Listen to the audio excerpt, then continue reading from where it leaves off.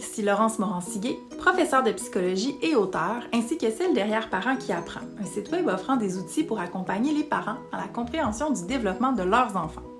Aujourd'hui, en collaboration avec Les Belles Combines, j'aborde l'anxiété de performance et comment la prévenir chez les enfants. L'anxiété de performance chez les enfants se traduira surtout par une peur d'échouer ou d'être jugé face à la réalisation d'une tâche, qu'elle soit simple ou complexe.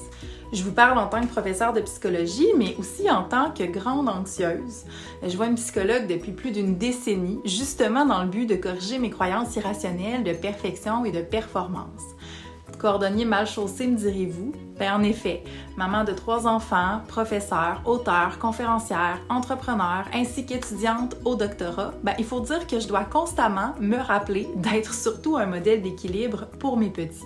D'ailleurs, c'est important parce que ce sont souvent les adultes qui gravitent autour des enfants qui induiront l'anxiété de performance, de par leurs commentaires, leurs critiques ou tout simplement par l'anxiété de l'adulte qui se manifeste dans ses propres comportements. Même si elle sera souvent plus visible à l'âge scolaire, les enfants anxieux peuvent aussi être repérés lors de la petite enfance. Comment alors éviter d'exacerber une anxiété de performance chez les petits? Un premier conseil que j'adresse aux parents, c'est de travailler l'estime de soi en amont. User de renforcement positif dès qu'un bon coup est remarqué chez les enfants, c'est une bonne stratégie, mais attention toutefois à ne pas le surutiliser.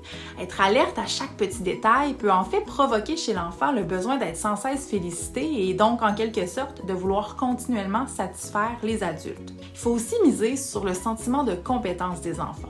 Aidez-les à trouver leur force pour qu'ils puissent se sentir bons dans quelque chose. Ensuite, encadrez les jeux de compétition et soyez alerte si vos enfants ne tolèrent pas les échecs. Ce sont surtout les enfants sujets à l'anxiété de performance qui seront les plus grands mauvais perdants.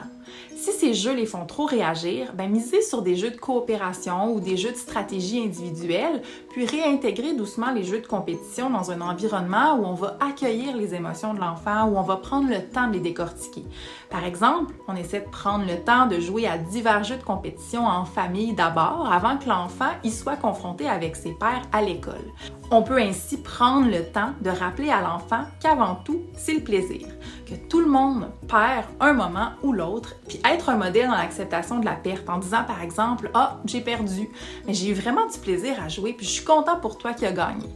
Finalement, il faut tenter de ne pas banaliser les réactions de l'enfant en disant par exemple « Ah, t'en fais pas avec ça, franchement ».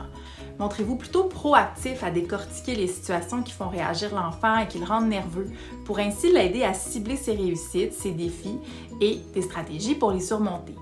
Il n'y a pas de recette miracle puisque chaque enfant est unique, mais soyez attentifs aux signaux d'alerte. Si votre enfant s'isole, semble constamment découragé, démontre des symptômes physiques face à certaines situations, comme un mal de ventre ou la nausée avant son cours de natation par exemple, n'hésitez pas à consulter un professionnel qui pourra intervenir en ce sens.